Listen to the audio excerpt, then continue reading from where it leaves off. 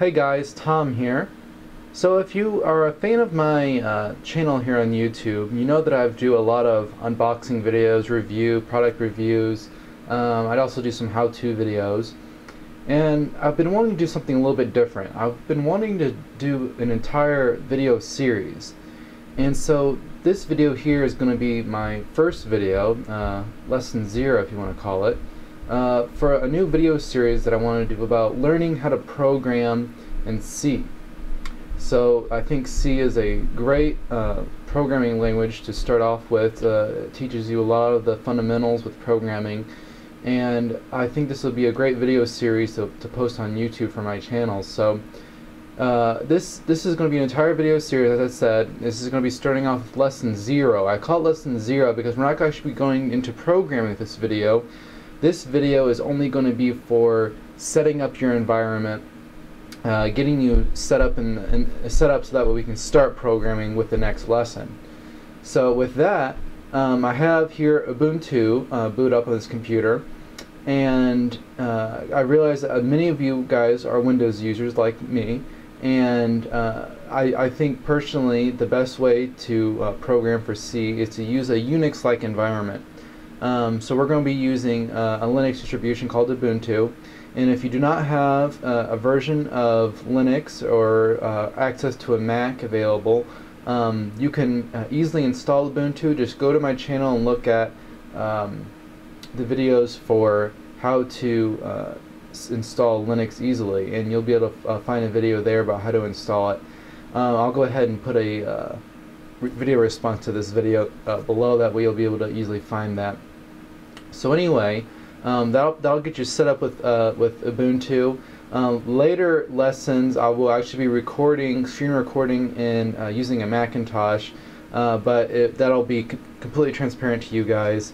You won't be able to know the difference really, because Terminal looks the same regardless of what you're using. But with that though, let's just go ahead and get started with Ubuntu and getting you set up. So my other video, I just showed you how to install Ubuntu. In this video, we're actually going to look at how to get you guys set up for programming. So this is just the screen. This is the current login screen for Ubuntu. Later versions might change in the future. This is version 12.10. So let's just go ahead and log in.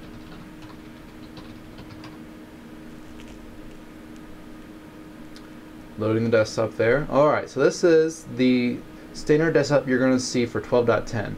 So what to do, what to start. Okay, so you're going to need to know some little basics to start you off with.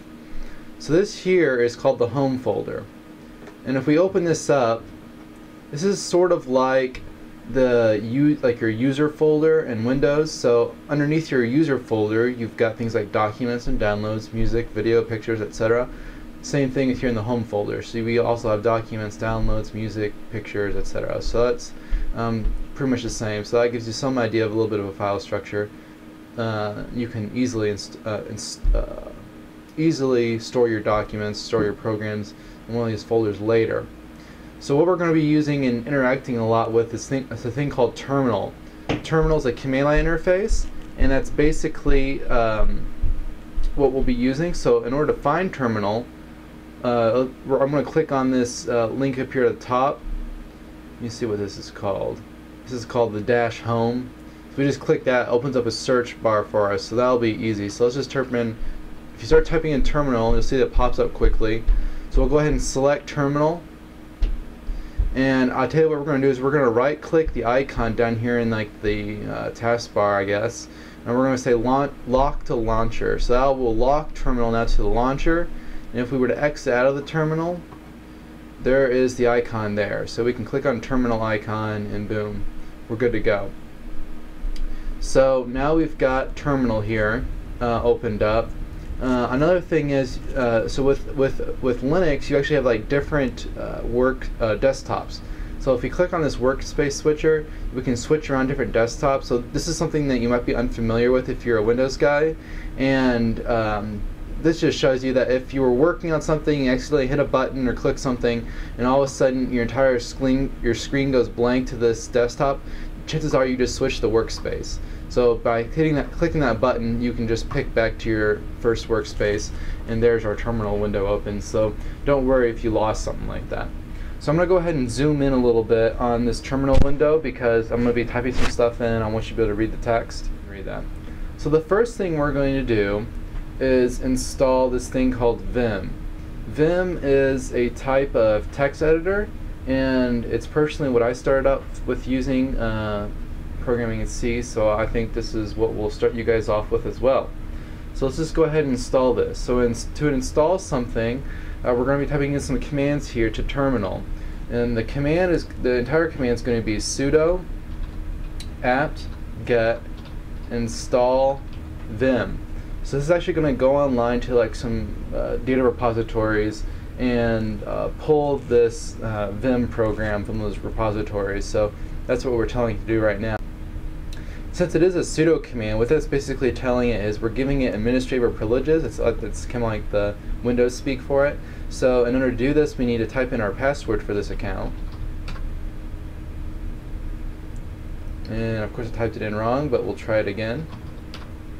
There it goes. So now it's just going to go ahead and pull the package, and it says right here that after this operation 25 megabytes of additional disk space will be used, and of course we'll go ahead and do that. So we just type a Y for yes, and it's going to go ahead and pull this right now.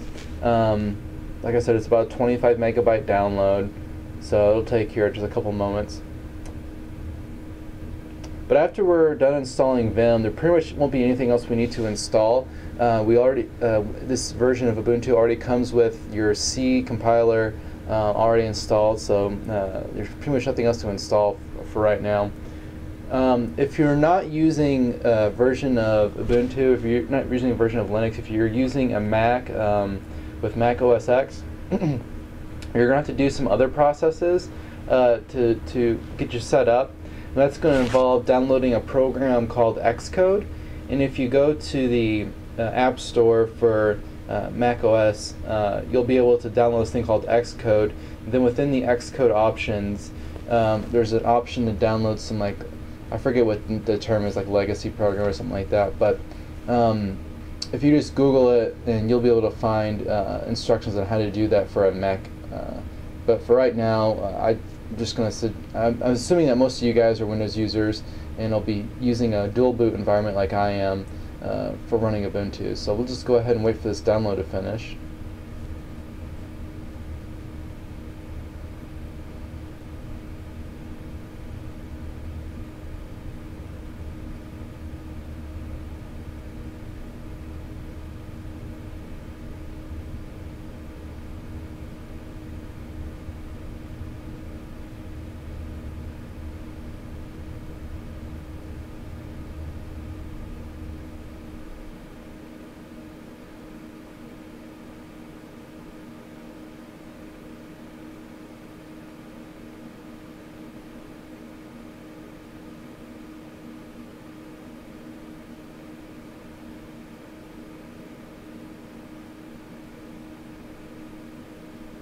Alright, so it just finished downloading and finished with the installation process, and I didn't pop up with any errors.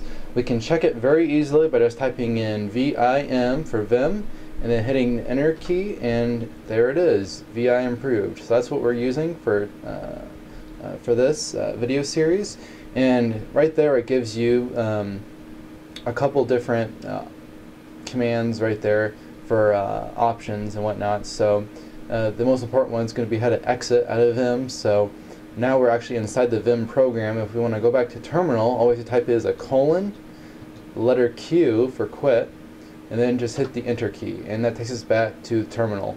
And if we want to go back into Vim, we hit the up arrow key. That will bring up the most recent command we type, which is Vim. So hit enter the key again, and once again we're back in Vim. So great. So now we've got now we're actually started here with Vim. So I think if we just hit, so now if you want to start typing in Vim, we hit the I key. I is what allows us to start inserting text. So we'll just start typing stuff, and sure enough that gets rid of that text on the screen, but good enough. So now we're in this mode called insert mode. And there's more about Vim that you can read about online. I'm just going to be teaching the basics right now to get you started. So we're in this insert mode right now. In order to get out of the insert mode, we're going to have to hit the exit key. Hitting the exit key allows us to start typing those commands to either save or exit. So we can type Q to exit. It's telling us that we can't exit right now because we changed some stuff, and that if we exit right now, we're going to lose those changes. But I didn't really want to save anything, so I'm just going to type Q again with an exclamation mark. That's going to overwrite and allow us to exit without saving, or quit without saving in Windows speak. So we hit enter with that, and we're back into terminal command line interface here. So let's say we want to create a file. First of all, where are we creating this file at?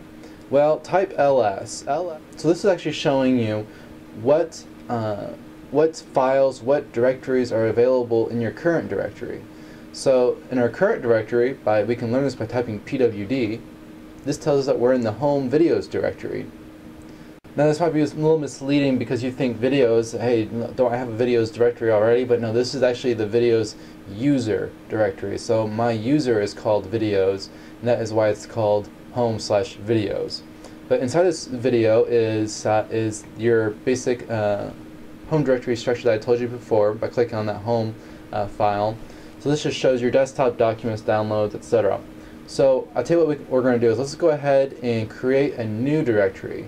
We can do this by typing mkdir, and this basically stands for make directory. And we're going to call this new directory programming.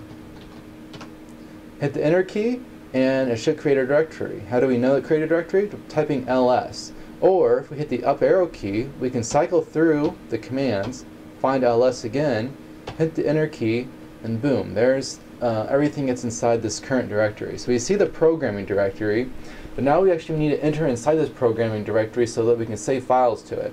So what we need to do is we actually need to change directories. And you can change directories by hitting CD. CD, once again, change directory, and we're going to type in programming. Let's say we're lazy and we don't want to finish the rest of the word. Now that we have enough of characters, that way the operating system knows what kind of directory we're actually specifying, we can hit the tab key, and that will finish the rest of the word for us. And then we hit the enter key again. That takes us within the programming directory. We can do another ls search, and there's nothing available right now. And that's essentially the basic setup that you're going to be doing for this. So in this video we kind of went over some basics for installing Vim. We also went over kind of how to find terminal, locking it to the taskbar. We also went over some basic terminal commands. There's a whole lot more out there. I suggest you go ahead and out to Google and look up some common terminal commands. And then if ever you're looking to accomplish something inside a terminal, you can always just Google that as well, and I'm sure you'll be able to find that result quite quickly. But we've been looking over how to view our current directory with pwd. We've also been able to list the contents of the directory by typing ls. We also talked about changing directories with cd. So another feature of the cd command is by typing cd, this will always just take you back to your home directory. So by typing ls, we see that we're back in that home directory again. So if you type cd programming, once again it takes you back inside the programming directory. So anyways, that's been a couple quick commands for terminal. And like I said before, feel free to Google more commands out there, and I'll Google any questions that you have. So it's been lesson 0 for programming in C. Check out the other videos on my channel, and thanks for watching.